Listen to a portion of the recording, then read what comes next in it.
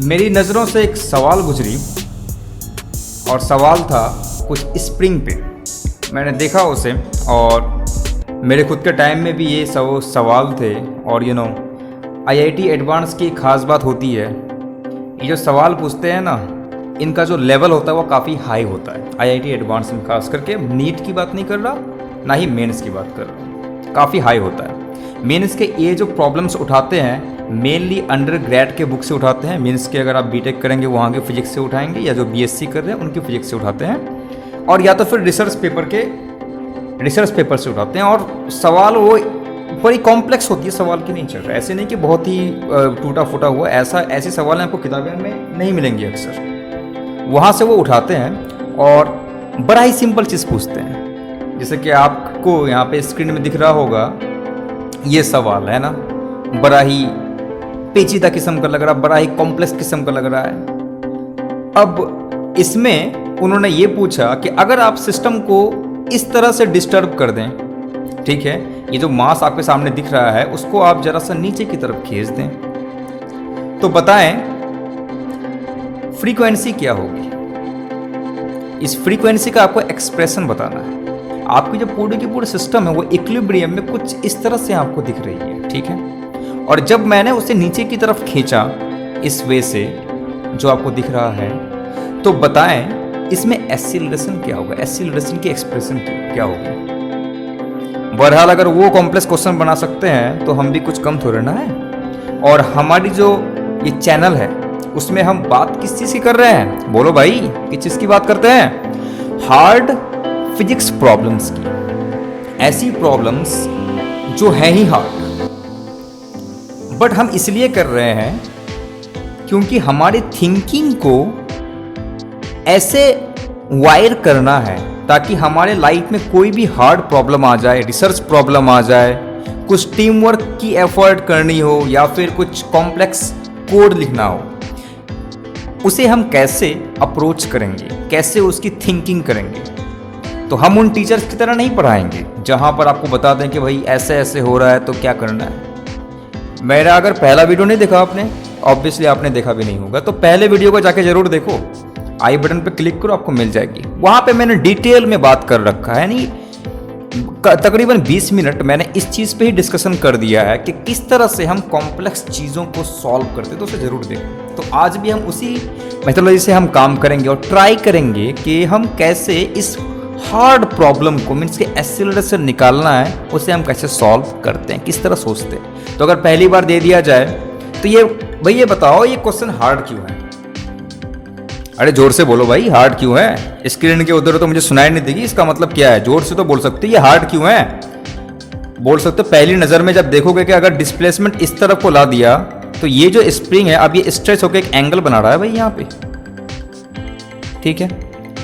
अब स्प्रिंग में कुछ ना कुछ फोर्स तो जा रहा है, ये फोर्स कुछ तरह से होगा। जब ये रिलीज होगा तो क्या होगा, ये दोनों स्प्रिंग कभी कभी इसे इधर खींचेंगे और फिर ये पुल इस तरफ होगा।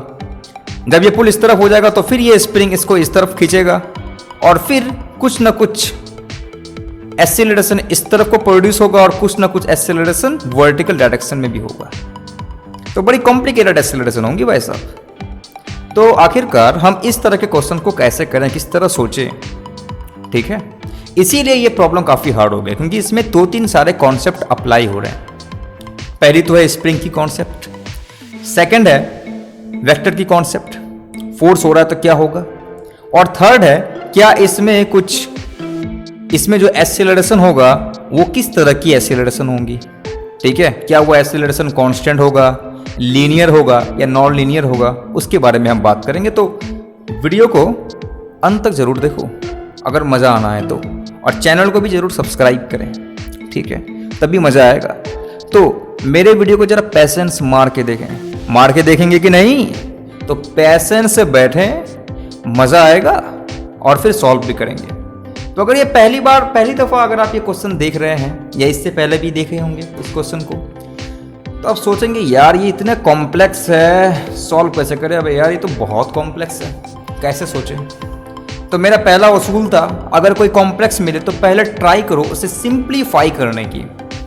छोटे छोटे प्रॉब्लम्स को लो, क्या हम उसे छोटे छोटे प्रॉब्लम्स बना सकते हैं?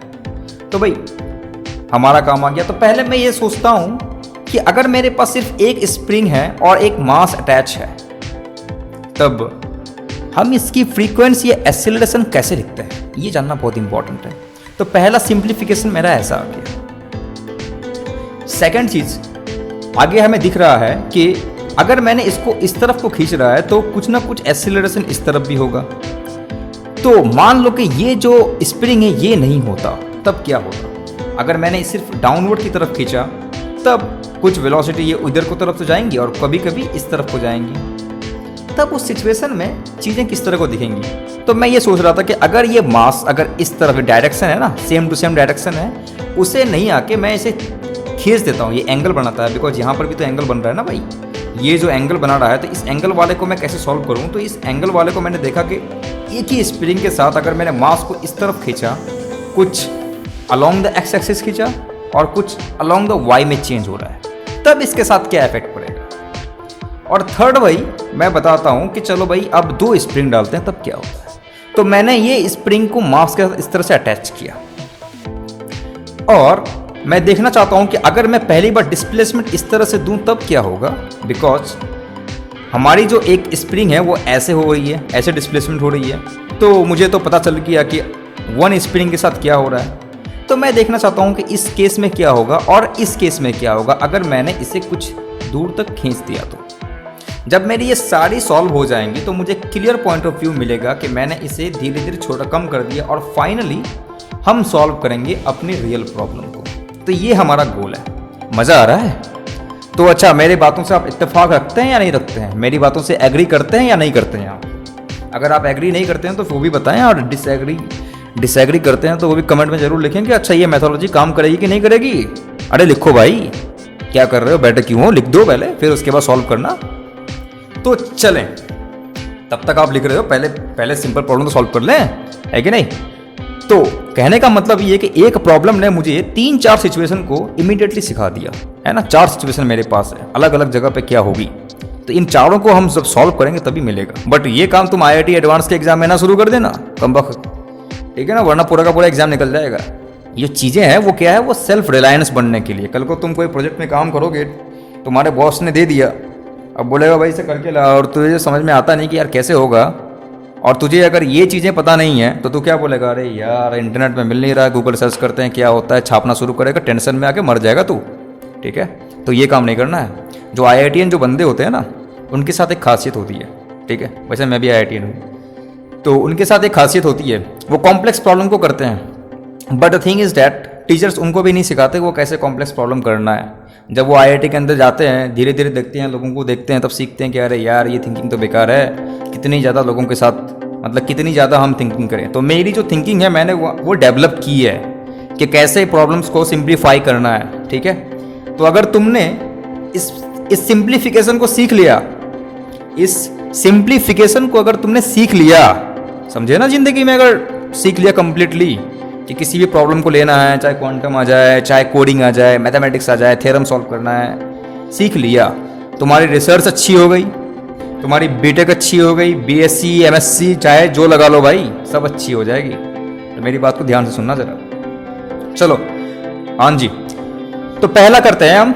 अगर मैंने इसको थोड़ा सा डिस्प्लेस यहाँ कर दिया तब क्या होगा। तो मान लेते हैं इसकी जो पहली ओरिजिनल लेंथ थी उसकी यहाँ क्या थी, L थी, है ना। और अब मैंने इसको डिस्प्लेस किया, x तक डिस्प्लेस किया, तो यहाँ से मैंने डिस्प्लेस किया, तो बताएं तो फोर्स इस पर कितना लगेगा। तो अगर आप यहाँ खींच के यहाँ लेके आओगे तो स्प्रिंग पे मुझे पता है कि फोर्स, एक स्प्रिंग फोर्स इस तरफ को जनरेट होगी जो बोलेगी तू छोड़ भाई, देख अगर तू छोड़ दिया इस ब्लॉक को मैं डायरेक्ट खींच लूंगा उसे, ठीक है ना। हुक्स लॉ काम करता है। तो हुक्स लॉ क्या कहता है, जो स्प्रिंग फोर्स है बेसिकली वही क्या कर रहेगा, जनरेट कर रहा ना। अगर तूने जैसे छोड़ दिया वही एक्सेलरेट जनरेट कर रहा है, तो बोलेगा इस मास पे जो एक्सेलरेशन होगा वो जनरेट कौन कर रहा है, स्प्रिंग कर रहा है। ये फोर्स स्प्रिंग जो कर रहा है, जो तूने इसे डिस्प्लेस किया। तो ये क्या बोल रहा है, माइनस के, जो स्प्रिंग की कांस्टेंट है के मान ले तू, और ये बोल रहा है कि जितनी आपने टोटल लेंथ चेंज की, तो लोग डायरेक्ट लिखते हैं x। तो भाई ये जो है यहाँ लिखते हैं ना वो डेल्टा x है, ये कॉन्सेप्ट है, ठीक है, समझ लियो एक बात, m टाइम्स a, और ये जो x है वो इस डायरेक्शन में है, जो डायरेक्शन की मैं बात कर रहा हूँ, ठीक है, माइनस के। अब डेल्टा x क्या मैं लूँ, तो डेल्टा एक्स क्या आ जाएगा भाई, डेल्टा एक्स आ जाएगा जो पहले इसकी फाइनल डिस्प्लेसमेंट क्या थी, एल प्लस एस वी जो स्ट्रेच हो गई थी, और ओरिजिनल क्या थी इसकी, एल थी, है ना। ये चीज बहुत इंपॉर्टेंट है, देखना बाद में काम आएगा। देन ये एल एल कैंसिल और तुम्हें मिल जाएगा minus k x is equal to M a. तो यही तो बताते हैं ना, डायरेक्ट लिख दो k x is equal to M a. अगर ये स्टेप तूने नहीं किया तेरा बंडा फूट जाएगा भाई, बहुत बुरी तरीके से बंडा फूटेगा, ठीक है। बिकॉज जैसे कॉम्प्लेक्स प्रॉब्लम आती है ना, उसमें ये छोटे छोटे जो कॉन्सेप्ट बने हैं वो बड़ी इंपॉर्टेंट रखती है, ठीक है। क्यों इंपॉर्टेंट रखती है अब यहां भी देखेंगे हम, ओके। तो ये हो गई मेरी एक्सीलरेशन की कॉन्सेप्ट, और यहां से मैं क्या करता हूं, ए इज इक्वल टू मैं लिखता हूं माइनस के बाई एम टाइम्स एक्स। वो क्या कहता है मुझे, ये के बाई एम जो कहता है वो बोलता है कि भाई इसे तू ओमेगा स्क्वायर डिफाइन कर दे, और ए जो है प्रोपोर्शनल टू क्या होगी, एस एक्स हो गई। तो यहां से हम इसकी पूरी इक्वेशन निकाल लेते हैं, इसका पूरा बंडा फोड़ कर लेते हैं। कितना सिंपल है ना, बड़ी सिंपल है ना, ठीक है भाई। तो समझ लिया, ये वाला तो काम हो गया, मैंने कि एक ही डायरेक्शन में हो रहा है। अब देखो मैं 2 डायमेंशन में लेके आ गया कि अगर मैं यहाँ ऑरिजिन मानता हूँ, जैसे कि तू यहाँ ऑरिजिन मान रहा है, ये x है और इधर को जा रही है y, ठीक। मत बोलियो फिर मैं बताया नहीं। तो मैंने क्या काम कर दिया, जो भी मान लो यहाँ पे इसकी कोई लेंथ थी, जैसे मैंने यहाँ पहले माना, और उसके साथ साथ मैंने x को इंक्रीज कर दिया, यहाँ से यहाँ जा रहा है, 0 से लेकर यहाँ थोड़ा सा इंक्रीज हुआ ना, तो ये बन गया तेरा l प्लस एक्स। और इसको इधर मैंने किया तो कितना हाइट मैंने लिया, y। तो बताओ इस पॉइंट पे कोऑर्डिनेट, अच्छा कोऑर्डिनेट ज्योमेट्री तुमने पढ़ रखा है, हाँ। तो पहले ये बताना है कि l प्लस एक्स इसकी कोऑर्डिनेट हो गई, और y दोनों तरफ चेंज आ रहा है, एक तरफ तो चेंज नहीं आ रहा है ना, दोनों तरफ आ रहा है। अब बताओ अगर मैंने फोर्स इस तरफ को खींच दिया तो क्या होगा भाई, जब तुमने फोर्स इस तरफ खींचा तो तुम्हारा ये एंगल बना, तो इस पे क्या होगी, कुछ एनर्जी इस तरह से होगी, तो ये सिर्फ ऐसे तो एक्सीलरेट नहीं करेगा ना, इधर से इधर एक्सीलरेट तो नहीं करेगा ना, ये तो कुछ इधर को भी जाएगा। अब तुम बोलो कैसे आपने पता लगाया, अरे कम वक्त तुम्हें ये भी बताना पड़ेगा। तू बता, जब मैंने ये सिंपल पेंडुलम लिया था और थोड़ा सा छोड़ दिया था तब क्या हुआ था, जब मैंने छोड़ा था तो इस तरफ जाएगा ना, ये क्यों जाएगा भाई, mg यहाँ लग रहा है और एक तूने बढ़ा दिया, ये टेंशन इधर इस तरफ को लग रहा है, तो टेंशन का एक कंपोनेंट यहाँ बनता है mg cos थीटा, और इसी mg का एक इस तरफ कंपोनेंट जो इसके परपेंडिकुलर है, पिछले बार ही बताया था मैंने, वो देख लेना, mg sin थीटा लगता है। इसलिए मेरी जो सारी वीडियोस हैं वो लिंक है बहुत ज़्यादा। तो ये mg sin थीटा क्या करता है, प्रोड्यूस करेगा। तो सिमिलरली मैं चाहता हूं कि तू स्प्रिंग को हटा के वहां से धागा अटैच कर दे, ठीक है। तब क्या होगा, जब तूने ये फोर्स है, तो बेसिकली ये जब फोर्स अगर तू इसको डिस्प्लेस करेगा तो इस पे कौन सी आएगी, क्या चीज आएंगी इस पे, जब तूने इसे स्ट्रेच किया तो एक स्प्रिंग फोर्स यहां जनरेट होगी, just like this one T, ठीक। अब मुझे देखना पड़ेगा कि mg cos थीटा, तो यहां पर क्या आएगी भाई, यहां पे आने वाली है कि ये जो fs है वही ये कांड करता है कि तू आगे पीछे जो भी करेगा वो करेगा, है ना। तो भाई साहब यहाँ पे क्या होगा, यहाँ ये बोलेगा कि तूने जो डिस्प्लेसमेंट चारों तरफ ई एक्स और वाई दोनों में किया है, तो इसी वजह से इसकी जो एफ एस होगी वो कुछ ना कुछ इधर को भी होगी और कुछ ना कुछ इस तरफ होगी। तो टोटल फोर्स जो होगी ये वो क्या होगा भाई, एफ एस इस डायरेक्शन में क्या आएगा, कॉस थीटा, और इस डायरेक्शन में क्या आएगा, साइन थीटा। समझ में आ रहा है भी कुछ। और ये क्या करेगी, नेट एक्सीलरेशन प्रोड्यूस करेगी, है ना। तो कॉस थीटा एक्स हैट और cos sine theta Y hat, ठीक, ये इसके पैरेलल हो जाएगा। कैसे, तुझे बताता हूं अभी। ये जो तेरा था वो क्या था, अगर मैं यहां पे से अगर ए एंगल बना रहा है थीटा, बिकॉज ये थीटा था, ये थीटा था, देयरफॉर ये क्या कर रहा है, टी कॉस थीटा, और इसके परपेंडिकुलर अगर तू आएगा तो ये क्या बनाएगा, टी साइन थीटा। ऐसे ही होता है ना।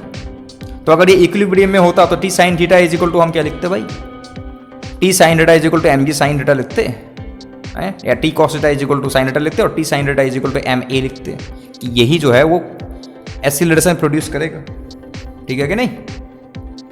सिमिलर केस हम यहाँ करेंगे। F S is equal to, पहले मैं यहाँ सॉल्व करता हूँ, F S cos theta x hat plus F S sine theta Y hat, F S is equal to minus K. अब मैंने यहाँ कह रखा है कि जो स्प्रिंग है, जब तुमने इस स्प्रिंग को स्ट्रेच किया है तो बताएं कितना स्ट्रेच किया है। तुम बोलोगे जो ये मेरा डिस्टेंस है यहाँ से यहाँ तक, ये तो पहले 0 थी और यहाँ आके l प्लस एक्स हो गई और y हो गई। ठीक है भाई, तो ये जो डिस्टेंस है वो कितना हो गया मुझे पता है, डिस्टेंस मैं कैसे निकालूंगा, l प्लस एक्स, ठीक है, l plus X plus Y square, ये जो डिस्टेंस होगी इसकी, ये फाइनल डिस्टेंस हो गई। ठीक है, माइनस इनिशियल डिस्टेंस क्या थी भाई इसकी, ओनली l थी इसकी।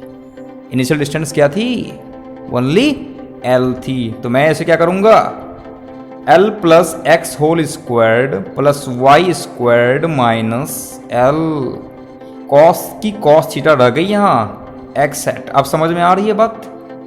सिमिलरली एफ एस में भी क्या होगा, सेम ही तो होगा, साइन थीटा वाई हैट। ठीक, तो ये हो गई स्प्रिंग पे फोर्स। कॉस थीटा और साइन थीटा मैंने इसलिए लिखा कि फोर्स जो होगी उसकी कंपोनेंट कुछ इस तरफ को इस तरफ से इस तरफ होंगी। अब बताएं कॉस थीटा क्या होगा, तो कॉस थीटा तुम्हें क्या पता चलेगा, cos theta is equal to ये जो पूरी लेंथ है, ये पूरी लेंथ कितनी है, तो मैं चाहता हूं कि मैं सिर्फ साइन थीटा वाली है जो ये एंगुलर होगी वो क्या आएगी, sine theta is equal to क्या आएगी भाई, वाई बाई इतना। और कॉस थीटा भी अगर करोगे तो ये तुम्हारी कितनी आ गई, यहां से तुमने यहां ले लिया ना, तो पहले एल थी, अब तुम यहां से यहां लेके गए, तो कुछ ना कुछ, अगर तुम ये पहले इक्विलिब्रियम पे था तो इक्विलिब्रियम पे कितना था, ये देख लो,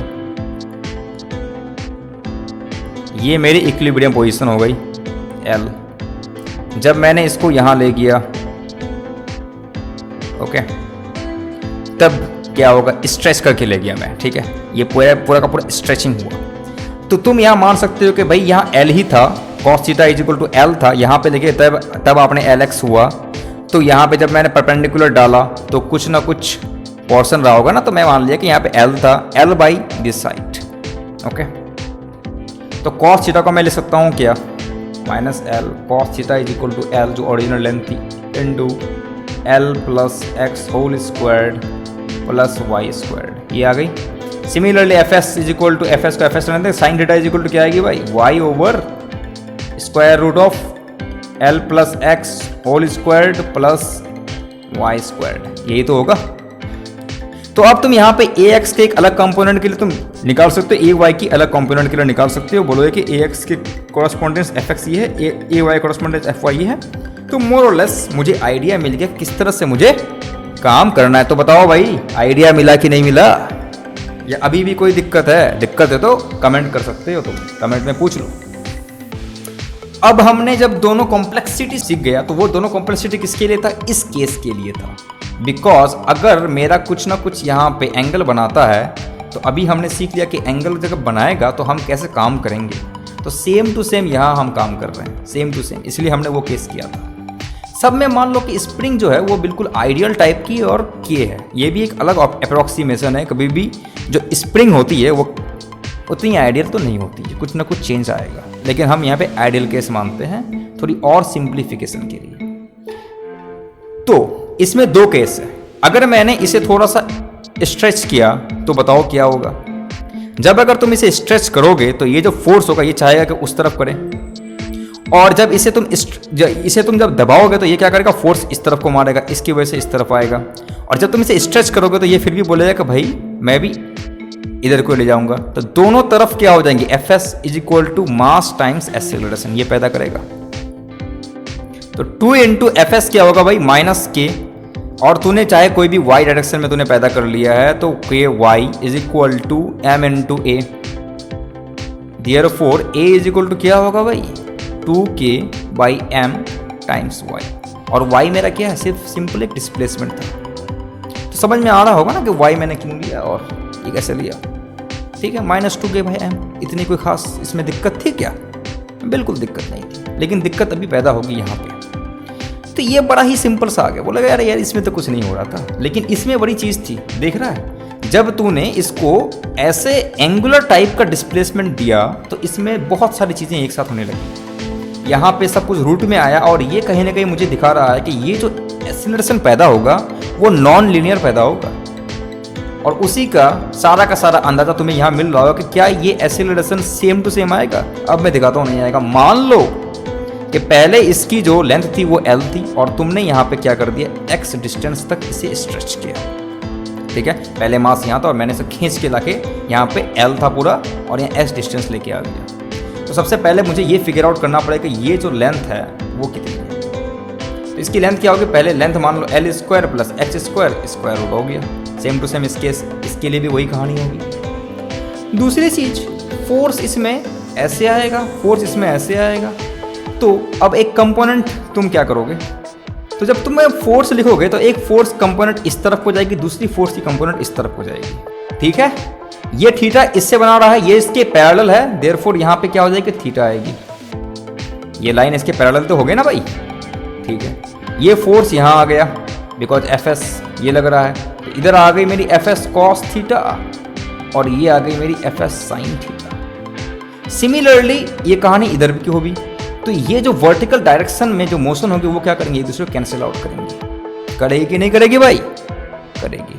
तो यहाँ पे क्या मिल रहा है मुझे, 2Fs sin theta is equal to mass times acceleration, ये देगा। और ये एक्सीलरेशन किस डायरेक्शन में होगा, सिर्फ हॉरिजॉन्टल डायरेक्शन में अलोंग द एक्स एक्सिस। अब तुम जानते हो -2k हम कर देंगे, Fs is equal to k आ गया। और इसमें हम यहाँ लेंगे कि ये जो stretch minus unstretch, stretch minus unstretch, ये भाई L होगा। साइन थीटा, इस थीटा के लिए मुझे क्या बनाएगा, x over perpendicular upon hypotenuse, ये कर दो भाई, is equal to m times a। बड़ी ही बेहतरीन चीज मैं दिखा रहा हूं तुम्हें अभी, -2k इंटू, अब तुम देखो यहां मैं क्या ले सकता हूं, square root of L square plus X square minus L into x over L square plus X square which is producing your acceleration. Therefore I can write very simple, से डिवाइड कर दो 1 minus 1 over L square plus X square. और तुम्हें पता है कि जो displacement है वो छोटी सी डिस्प्लेसमेंट है, नन्ही मुन्नी सी डिस्प्लेसमेंट है भाई। तो मैं इसे सॉल्व कैसे करूं, अब तुम बोलोगे यार इसे सॉल्व करना तो बड़ी डिफिकल्ट काम है। हाँ डिफिकल्ट काम है, लेकिन थोड़ा सा क्लेवर हो गए तो नहीं, डिफिकल्ट काम नहीं है। तो मैं यहाँ ही कर सकता हूँ, मैं लिखूंगा MA अप्रोक्सीमेटली -2k। अब मैं यहाँ इसे कर दूंगा कि L भाई कॉमन ले लें आप, यहाँ तो L है ना, सॉरी ये L अगर L स्क्वायर में कॉमन लूंगा तो यहाँ L बचेगा और ये कुछ इस तरह से देंगी 1 plus X square over L square to the power half -2k। अगर मैं इसे ऊपर ले जाऊं तो क्या मुझे देगा, 1 plus X square over L square to the power -half, देगा कि नहीं देगा, अरे बोलो यार।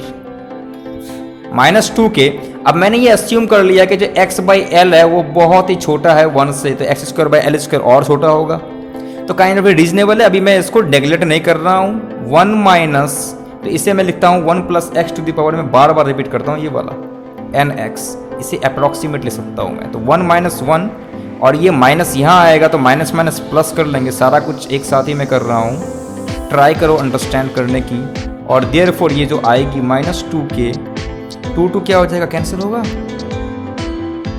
तो -k X square by L square which is equal to mass times acceleration. तो अब बताओ भाई क्या आ गया, ए जो हो गई प्रोपोर्शनल हो गई किसके, -k बाई एम के। और ये क्या है, लीनियर है ना ना ना ना ना, ये तो नॉन लीनियर आ गया। देख रहे हो कैसे नॉन लीनियरिटी आ गई, एक्स स्क्वायर आ गई। हमने पहले क्या देखा था, हमने पहले देखा था a is proportional to x, अब क्या आ गया, नॉन लीनियर आ गया भाई। ये छोटा, ये अब कोई छुटभैया प्रॉब्लम नहीं रहा, इसे सॉल्व करने में हवा निकल जाएगी तुम्हारी, ठीक है। तो इसी वे में हम काम करेंगे कि अगर मेरा सिचुएशन ऐसा होगा तो एक्सेलरेशन क्या हो जाएगी, नॉन लीनियर हो जाएगी। मैं इसको और एक कॉम्प्लिकेटेड चीज़ इंट्रोड्यूस करना चाहता था, पर मैं सोच रहा हूँ कि इस वीडियो के लिए वो बहुत ही ज़्यादा कॉम्प्लिकेटेड हो जाएगी, तो मैं अभी इसे नहीं करूँगा, बाद में कभी इसे करेंगे। अगर तुम्हें मज़ा आएगा, तुम बोलोगे यार कर दो कर दो कर दो, मैं भी थोड़ा भाव खा लूँगा, हैं। हर चीज़ बिना पूछे कर देना भी सही नहीं होता है ना, तब लोग बोलेंगे अरे ढीला है, चल क्या है। चले अब अपने प्रॉब्लम पे चलते हैं, सॉल्विंग द रियल प्रॉब्लम। चलो भाई बताओ, समझ आ रहा है या कुछ थोड़ा सा और एक्सेलरेट किया जाए? एक्सेलरेट की बात तो बोलना ही मत। तो अब यहां हमने देख लिया कि अगर ये थीटा है, ये थीटा है, यहां से मैंने ये लिया कि ये जो है कुछ वाई डिस्प्लेसमेंट नीचे जा रहा है, तो मैं यहां देखूंगा कि इस पे फोर्स इस तरफ है।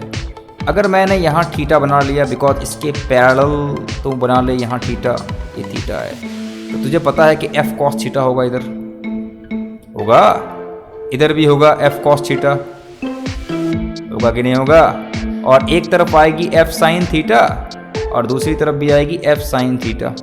ये दोनों एक दूसरे को कैंसिल आउट करेगा। जब ये स्प्रिंग दब रहा है तब फोर्स कहाँ जाएगा भाई? उस तरफ जाएगा। तो दो तरफ क्या आ गई मेरी? 2f cos थीटा, और फिर इस स्प्रिंग की वजह से एक आ गई fs। प्रोड्यूस क्या करेगा? m टाइम्स एक्सेलरेशन कर रहा। बोलो बोलो बोलो, कर रहा। अरे बोल दो, बोलो हाँ करा। ये हो गई कॉम्प्लिकेटेड इक्वेशन। अब क्या करें? अब वही करना है। क्या करना है भाई? यहाँ y मैंने कंसीडर पहले कर लिया है, l पहले था, तो क्या होगा? -2k cos थीटा आ गया। अब तुम बोलोगे यार थीटा क्या हो सकता है? जी हाँ, ये एक बहुत बड़ा सवाल है कि थीटा क्या होगा। तो ये चीज़ सिचुएशन कुछ इस तरह से है, ठीक है भाई। ये बना रहा है एंगल थीटा, ये y, और ये है तुम्हारा परपेंडिकुलर, ये थी l। तो अब यहाँ क्या आएगा? l square plus Y square, ऐसे ही आएगा। तो मैं यहाँ क्या लिखूँ? मैं यहाँ लिखूँगा 2k स्ट्रेच लेंथ हो गई मेरी l square plus Y square minus l, ठीक है। कॉस थीटा क्या आएगा? Cos theta is equal to b base y over ये जो तुम्हारी जाएगी hypotenuse l square plus Y square. देखा कितना बढ़िया तरीके से y है, क्योंकि मुझे पता है ना, एक बहुत अच्छी चीज़ आती है, इंटरेस्टिंग चीज़ आती है कि एक्सेलरेशन जो होगी वो प्रोपोर्शनल टू होनी चाहिए डिस्प्लेसमेंट, ठीक। नहीं हुई तो भाई तुम्हारी कहानी खल्लास है। अब यहाँ क्या होगा? यहाँ मैंने पता है कि कितना गया, -k। अब जो भी हो डायरेक्ट तुम इसे क्या कर सकते हो? y कर दो, y टाइम्स डिस्प्लेस गया is equal to m times a, acceleration पैदा करेगा। अब देखो ये कितना हाईली नॉन लीनियर है। अच्छा ये बताओ, इसमें मैंने क्या भी निकाला? पेजअप, इसमें मैंने निकाला -k y square by L square, है ना, -k y square by L square, समझ में आ गया? And -ky। अरे भाई m टाइम्स a, ठीक। Therefore acceleration is approximately equal to -k by m with non-linear and again some linear। तो अगर हमारे पास कुछ इस तरह कॉम्प्लिकेटेड चीज़ें आती हैं तो एक तरफ हमारा क्या आएगा?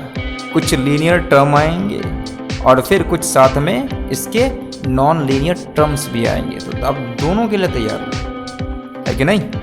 और फिर यहाँ से हम जब इस इक्वेशन को पूरा का पूरा ट्राई करेंगे सॉल्व करने का, और तभी हमें क्या मिलेगा? फ्रीक्वेंसी मिलेगा। तो देखिए IIT में जो प्रॉब्लम आती है उनकी खास बात ये होती है कि जो प्रॉब्लम है वो बहुत बड़ी, बहुत टफ होती है, स्ट्रक्चर बहुत टफ होता है, लेकिन वो पूछेंगे क्या भाई? फ्रीक्वेंसी निकाल दें। तो आप समझ गए आपके फ्रीक्वेंसी कैसे हम निकाल सकते हैं। लेकिन हमने क्या किया? यहाँ पे मोस्ट कॉम्प्लिकेटेड वे में गया कि भाई एक्सीलरेशन निकालो, यही खेल है, बिकॉज ये चीज़ तुम यूजी में पढ़ोगे। और इसे करते हैं हम पूरा नॉन लीनियर डायनेमिक्स, कि जब बहुत सारी चीज़ें अटैच है तब क्या हो सकता है। मान लो कि ये एटम है, ठीक है ना, यहाँ कोई एक एटम है और यहाँ पे दूसरा एटम, तीसरा एटम, चौथा एटम, कुछ इस तरह की कॉम्प्लेक्सिटी है। तो भाई क्या बोलेगा? भाई ये एटम बोलेगा कि तू इस एटम को खींच, ये बोलेगा कुछ इस एटम को खींच, ये बोलेगा कुछ इस एटम को खींच, है कि नहीं? कुछ ट्रायंगुलर टाइप चीज़ें यहाँ लगेंगी, तब क्या होगा? अब तुम सोच में पड़ जाओगे यार क्या होगा। भाई उतना सोच में पड़ना नहीं है, ठीक है ना। बड़ी सिंपल तरीके से हम इसे कर सकते हैं और नॉन लीनियर है, और ये है बाई हैंड सॉल्व होने वाली है नहीं, कंप्यूटर लगाओ, मैथमेटिका करो और सॉल्व हो जाएगी। But the thing is that मेरा गोल ये है कि अगर IIT एडवांस लेवल पे होगा तो वो तुम्हें मैक्सिमम फ्रीक्वेंसी पूछेंगे, और फ्रीक्वेंसी के लिए मुझे लग रहा है कि तुमने ऑलरेडी से सॉल्व कर रखा कि कैसे हम सॉल्व करते हैं। तो चलो, मज़ा आ रहा है, तो फिर कभी और बात करेंगे इसकी फ्रीक्वेंसी हम कैसे निकालेंगे यार। मिलते हैं अपने नेक्स्ट वीडियो में।